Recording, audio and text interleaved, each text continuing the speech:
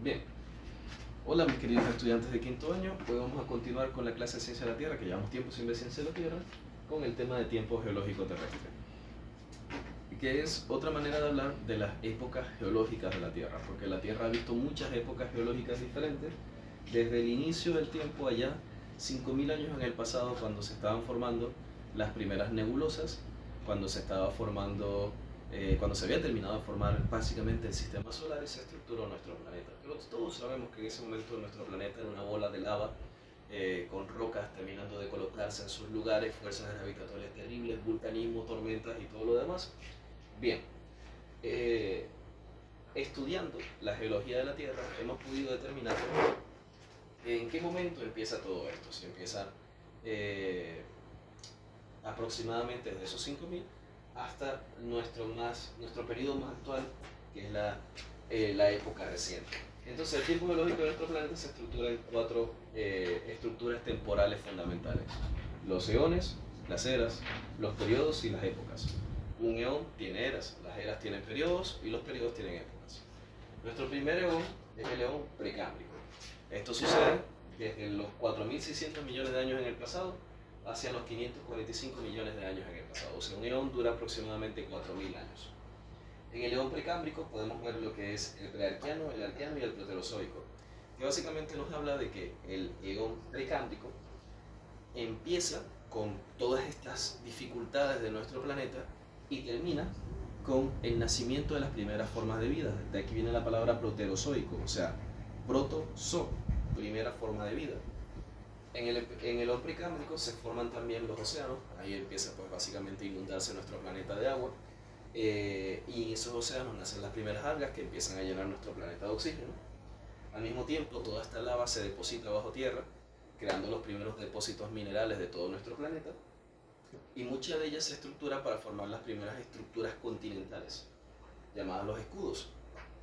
Que los escudos son estas estructuras sólidas terrestres continentales, tan duras, tan firmemente estructuradas desde el principio de los tiempos, que son difíciles de romper, son prácticamente inmunes a los terremotos. Es por ello que nosotros que vivimos en el escudo guayanés prácticamente no sentimos ningún sismo de los que pasan en el planeta. Hay así otros escudos en el planeta, pero principalmente nosotros vivimos en el escudo guayanés. De ahí, cuando terminan estos 545 millones de años, 545 millones de años en el pasado, comienza el eón fanerozoico. El eón fanerozoico está compuesto por la era paleozoica, que a su vez está compuesto por los periodos cámbrico, el ordovícico, el silúrico, el devónico, el carbonífero, el pérmico, y a su vez el carbonífero está compuesto por las épocas pensilvánicas y misisípicas. Del eón paleozoico, o sea, de la vida primitiva, de ahí viene la palabra paleozoico, es pues el nacimiento de la vida primitiva, es cuando empiezan a originarse los primeros seres vivos. Más allá de las algas es el nacimiento de los peces, es el nacimiento de las plantas terrestres, los primeros árboles. Todas estas estructuras sólidas terrestres se juntan y forman un solo continente, el megacontinente de Pangea, y al mismo tiempo la unión de Pangea crea fuerzas continentales que forman las primeras montañas de la historia, siendo estas básicamente cadenas montañosas como las alpinas. El eón fanerozoico, pues que sigue en duración, ve que la era paleozoica termina y empieza pues la era mesozoica. La era mesozoica es la caracterizada comúnmente en las películas como la era de los dinosaurios. La era mesozoica está compuesta por, asimismo, los tres periodos que son el Jurásico, el Triásico y el Cretácico. Y podemos ver que de esta época, pues nuevamente la principal característica es el nacimiento de los dinosaurios, el origen de las aves y el origen de los mamíferos. Al mismo tiempo, al final del Cretácico vemos que Pangea se divide y da origen a lo que serían los continentes de la Eurasia y Gondwana, y esta división es la que empieza a crear lo que serían las estructuras continentales de hoy en día, lo que sería América, Europa, Asia y África. Entonces, de esta división se crean pues los océanos de hoy en día, el Atlántico y el Pacífico. Vean que si Pangea era un solo continente, la Tierra estaba rodeada por un solo océano. Al separarse queda un continente, otro continente y los dos océanos, Atlántico, Pacífico e Índico.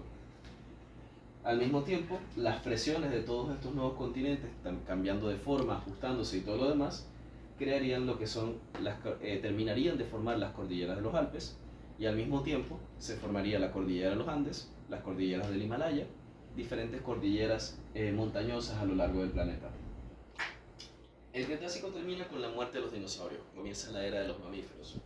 De ahí viene el nombre de la era cenozoica, la era de la ceniza. ¿Por qué? Porque cayó el cometa y mató a todos los dinosaurios.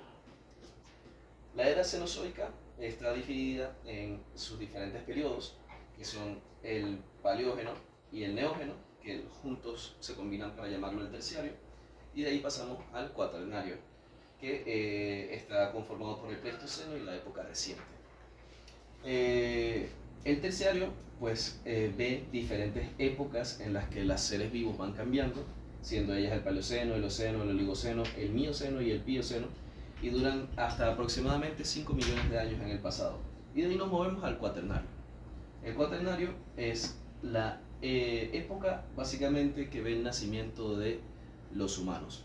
De ahí que viene el Pleistoceno. El Pleistoceno es donde empiezan a aparecer los homínidos, donde ya empiezan a formarse como especie y a crecer. Y eso nos da el paso a la época reciente, que data de 10.000 años en el pasado. 10.000 años en el pasado. Estamos hablando ya de Mesopotamia, de Egipto prácticamente, que ve pues el nacimiento de lo que es el Homo sapiens y el crecimiento de las civilizaciones humanas. Es así que la época reciente también se le llama el Holoceno o la época del hombre. Es importante notar que pues la era cenozoica es principalmente la era de los mamíferos, donde los que principalmente crecieron fueron los mamíferos, que vio la última aparición y el máximo tamaño de la criósfera. Ya han visto la película La Era de Hielo, pero no es la mejor aproximación. Pero básicamente sí, la última era de hielo fue durante nuestro periodo cuaternario, dado que los humanos pudieron aprovecharla para cruzar por básicamente Rusia y Noruega, por el polo hacia Estados Unidos, por las áreas de Canadá y Alaska, gracias a los puentes de hielo que habían. Todo esto lo podemos saber básicamente debido a que podemos datar las rocas. Y yo sé que ustedes posiblemente han oído hablar de la datación de las rocas. Tenemos la datación por carbono y la datación por uranio.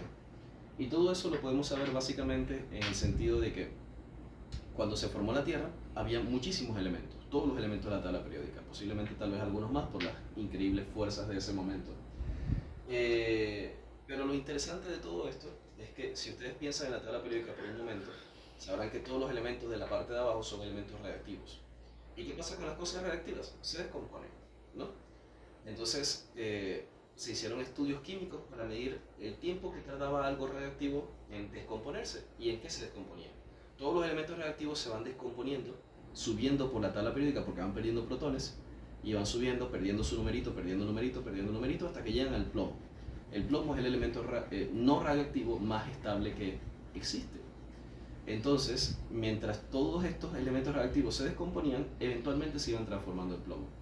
De esa manera, utilizando el uranio, que se descompone en aproximadamente 5.000 millones de años, o tiene un periodo de semidescomposición de 5.000 millones de años, podemos datar, dependiendo de la cantidad de uranio y plomo que haya en las rocas, en qué parte de todo este tremendo proceso se ubicó.